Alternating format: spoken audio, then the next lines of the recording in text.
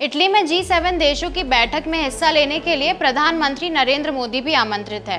दुनिया के 7 सबसे समृद्ध देशों के इस संगठन का भारत कैसे हिस्सा नहीं है, लेकिन वो लगातार मेहमान की तरह बुलाया जाता रहा है। हमारी आज की ये रिपोर्ट भी इसी विषय पर है, तो आइए जानते हैं हम क्यों नहीं बन पा रहे हैं G7 का सदस्य और क्या है इसके पीछे की वजह, जो बाहरी होने के बाद भी हमें लगातार इन्विटेशन मिलता रहा। नमस्कार, मैं सिमरन शर्मा स्वागत करती हूँ आपका यूबी न्यूज में, जहाँ हम न सिर्फ खबरें लाते हैं बल्कि उसका बारीक और सटीक विश्लेषण भी करते हैं। इटली के पुलिया में 15 जून तक G7 समिट चलेगा, जिसमें हिस्सा लेने के लिए प्रधानमंत्री नरेंद्र मोदी भी पहुंचे हुए हैं। वैसे भारत G7 देशों का हिस्सा नहीं है, लेकिन उसके शिखर सम्मेलन में वो ज्यादातर समय बुलाया जाता रहा है। ये अपने आप में एक उपलब्धि है, लेकिन कई कारण हैं जिनके चलते हम दुनिया के सबसे अमीर इन 7 देशों के क्लब से अधिकतर तौर पर अभी तक बाहर हैं। साल 2023 में जापान के हिरोशिमा में G7 मीट हुई थी, जिसमें भारत इनवाइटेड था। इससे पहले 2019 में फ्रांस ने भी हमें बुलाया और अमेरिका भी आमंत्रित कर चुका है। ऐसा ज्यादातर मौकों पर हो रहा है कि बेहद अहम कहलाने वाले G7 बैठक में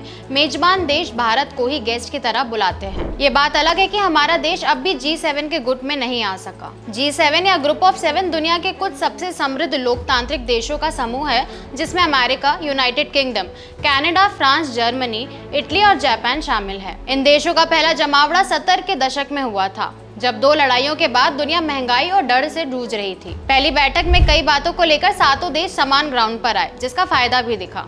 इसके बाद से G7 समिट होने लगी, तब इसमें रूस भी शामिल था, लेकिन 2014 में विस्तारवादी नीतियों के हवाले से उसे इससे बाहर कर दिया गया। मेजबान देश को यह हक होता है कि वो ग्रुप के सदस्यों के अलावा कुछ और देशों को भी बुला सके। इटली ने भारत के साथ यूक्रेन, ब्राजील, अर्जेंटीना, तुर्की, यूएई, केन्या, अल्जीरिया और ट्यूनीशिया को भी गेस्ट की तरह बुलाया है। उनके अलावा वर्ल्ड बैंक, IMF और UN के चीफ भी आमंत्रित है। G7 भले ही दुनिया की सबसे उन्नत इकोनॉमीज का गुट माना जाता रहा है, लेकिन ये पुराने समय की बात है। फिलहाल हमारी GDP $2.5 ट्रिलियन से भी ज्यादा के साथ 3 G7 देशों यानी कि कनाडा, फ्रांस और इटली की संयुक्त GDP से ज्यादा है। वेस्ट में जहां इकोनॉमिक ग्रोथ की संभावना ठहर चुकी है, वहीं भारत में यह लगातार ऊपर जा रहा है। यही वजह है कि G7 देश हमें अपने साथ जोड़े रखना चाहते हैं। भारत को मिलते लगातार आमंत्रणों को देखते हुए अमेरिकी थिंक टैंक हडसन इंस्टीट्यूट ने कहा था कि बीते कुछ सालों में ये देश G7 का स्थायी गेस्ट बन चुका है।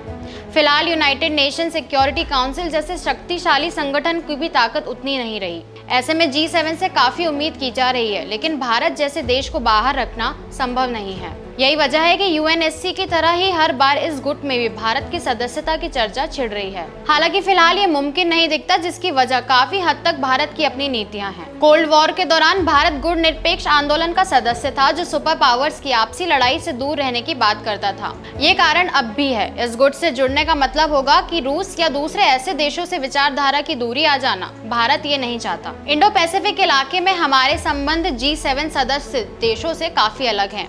ऐसे में एक संगठन का हिस्सा बनना पुराने और अच्छे रिश्तों में दरार डाल सकता है। हम ह्यूमन डेवलपमेंट इंडेक्स के मामले में ग्रुप ऑफ 7 से पीछे हैं। ये वो इंडेक्स है जो जीवन काल, पढ़ाई और इनकम जैसे कारकों को देखता है। ये फर्क भी एक कारण है कि G7 देशों के गुट से भारत बाहर रहा। हमारे यहाँ प्रति व्यक्ति आय भी 7 देशों के क्लब से कहीं कम है। इकोनॉमिक बूम के बाद भी कहीं ना कहीं आय की ये असमानता आड़े आ जाती है। तो ये थी हमारी आज की एक खास रिपोर्ट। आपको यह कैसी लगी, हमसे अपने विचार जरूर साझा करें। अगर वीडियो पसंद आए तो इसे लाइक, शेयर और चैनल को सब्सक्राइब करना ना भूलें।